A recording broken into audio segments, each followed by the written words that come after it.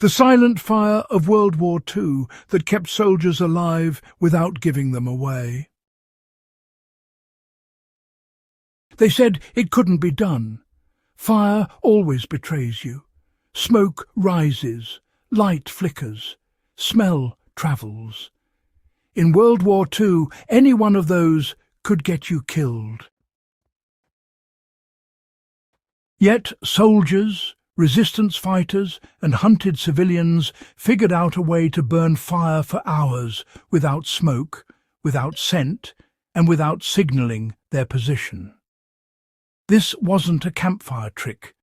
This was survival science born under pressure, refined in the dark, and forgotten once the war ended. Today, we're pulling it back into the light. This is one of those stories that sits at the crossroads of chemistry, desperation, and raw human ingenuity. And once you understand how it worked, you'll never look at fire the same way again. No crackle, no sparks, no visible smoke column, and most importantly, it could burn for hours. Why this fuel burned clean when wood could not? Smoke is unburned fuel, its particles escaping before combustion finishes. Wood contains moisture, sap, and volatile compounds that vaporize unevenly. That's why it smokes. Charcoal, on the other hand, has already been stripped of most volatiles. It's mostly carbon.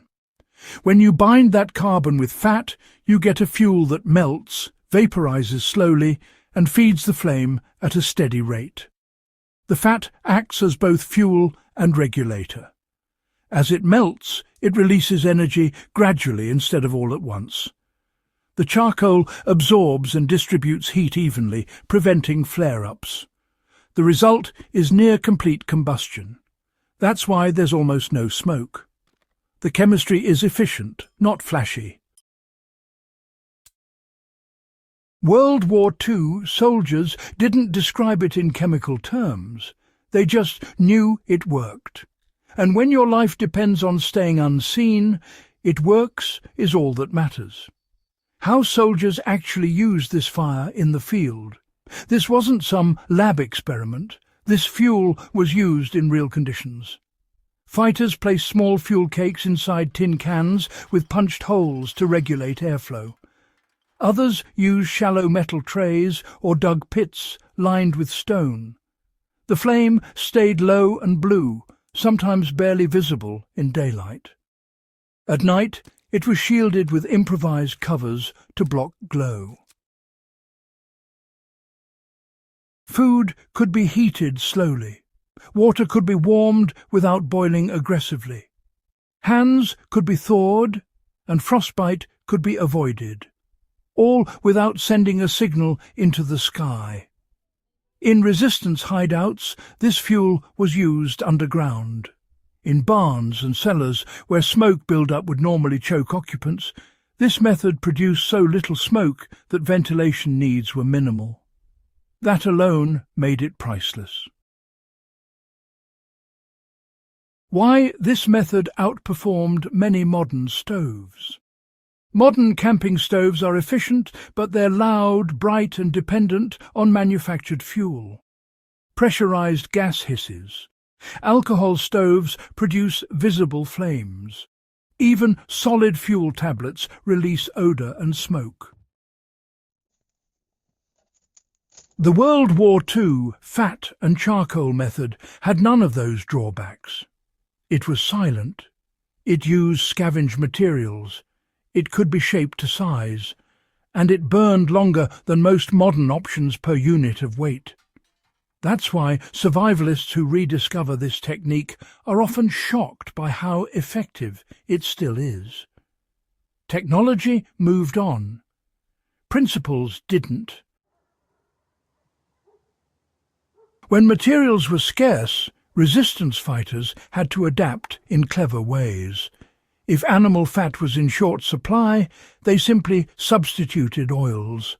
and when charcoal ran out, they crushed burnt bread or carbonized whatever scraps they could find. The key wasn't purity. It was all about carbon content and the slow release of fuel. Even if the mixtures weren't perfect, they still worked far better than an open flame. Some groups, stored their fuel in cloth-wrapped bundles, while others let the fat cool and solidify into bricks. These hardened bricks could be carried quietly and broken apart whenever needed. This wasn't about comfort. This was survival engineering under fire. So, if you're curious about recreating this method safely today, the knowledge still holds up, and it's actually pretty straightforward. You can use rendered fat or simply substitute with clean cooking fats. Just make sure your charcoal is fully carbonized and finely crushed. Mix everything together until you have a thick, moldable consistency. It's best to form small patties instead of one large mass, since smaller units give you better control and, honestly, reduce the risk. Always use this in well-ventilated areas.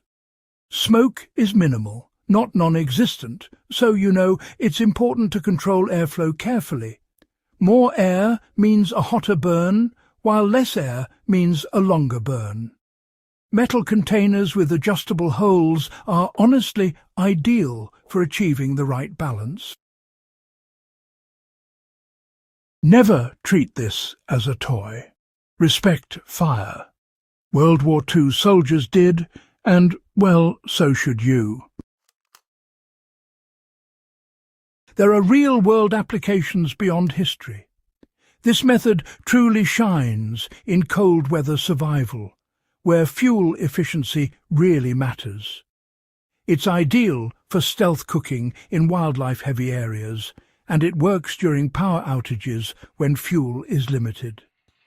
It's valuable knowledge for off-grid living, especially where resupply just isn't guaranteed.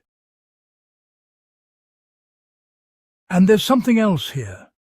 Understanding how people survived when technology failed gives you confidence. Not comfort, confidence. The kind that really matters when modern systems go dark. Why did this trick disappear after the war? Well, once the war ended, convenience just took over. Propane, electricity, mass-produced stoves. No one really needed to remember how to stay invisible anymore. Knowledge that isn't used, it fades fast. But the value never left. It just went quiet. Why Old World Prep exists is, well, to preserve this knowledge. This isn't about nostalgia. This is about continuity. World War II forced people to solve problems right at the edge of human endurance. They didn't have manuals, They had consequences. That's where real innovation lives.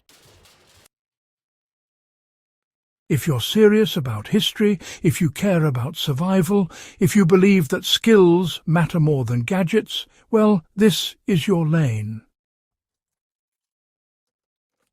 Subscribe to Old World Prep and share this with someone who respects hard-earned knowledge. And keep these lessons alive, because honestly, the past still has a lot to teach us when things get real.